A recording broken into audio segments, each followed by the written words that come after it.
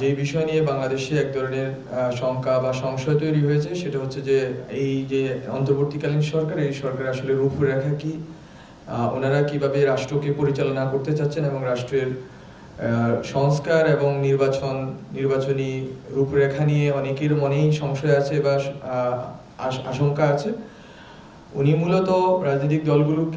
দলগুলোর কাছ থেকে শুনতে চেয়েছেন ওরা আসলে কি ধরনের সংস্কার চায়, কি ধরনের ট্রানজিশন অফ পাওয়ার চায়, কিভাবে চায় এবং কিভাবে তারা নির্বাচনী রূপান্তর দেখতে চাচ্ছেন। এইসব বিষয় নিয়ে মূলত মাননীয় প্রধান উপদেষ্টা ওনাদের সাথে কথা বলেছেন এবং ওনারা মূলত ওনাদের জায়গা থেকে অনেকগুলো সংস্কার প্রস্তাবনা নিয়ে উপস্থিত হয়েছিলেন এবং মাননীয় প্রধান উপদেষ্টা ওনাদের বক্তব্য শুনেছেন এবং ওনাদের কাছ থেকে একটা আশাবাদ উনি শুনতে পেয়েছেন এবং ওনারা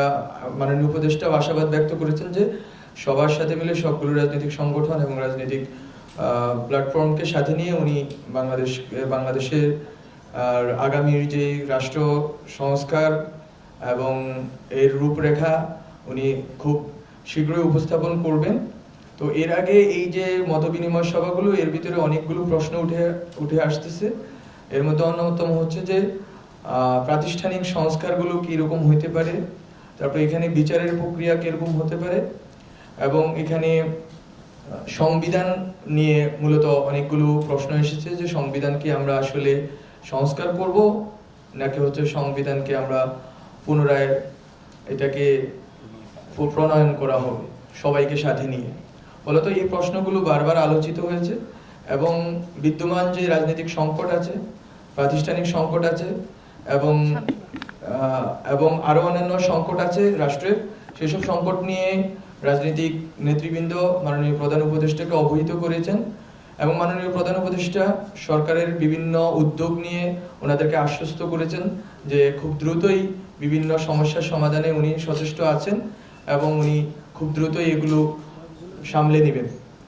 তো এর বাইরেই আরো গুরুত্বপূর্ণ যদি আরো প্রশ্ন থাকে আমরা আপনাদের উত্তর করব, কিন্তু মাননীয় প্রধান উপদেষ্টা যা করতে চাচ্ছেন তা হচ্ছে যে সবার মতামতের ভিত্তিতে একটা গ্রেট ন্যাশনাল কনসেনসাস তৈরি করা, যার মাধ্যমে উনি যে ছাত্র জনতার গণ অভ্যুত্থানের ভিতর দিয়ে ওনার প্রতিনিধিত্ব আকারে উনি সরকার গঠন করেছেন সেটা কনসলিডেটেড হবে এবং দীর্ঘমেয়াদী বাংলাদেশ রাষ্ট্রের জন্য দীর্ঘমেয়াদী একটি পরিবর্তনের জন্য, দীর্ঘমেয়াদী একটি সংস্কারের জন্য উনি উদ্যোগ নিতে পারবেন। ফলত উনি আসলে এই প্রক্রিয়ায় রাজনৈতিক দলগুলোর সাথে মত বিনিময় প্রক্রিয়াটা মূলত ওনার এই ভিশনেরই অংশ, যাতে একটা বৃহত্তর জাতীয় ঐক্যমত্য তৈরি হয়। তো আপনাদেরকে ধন্যবাদ।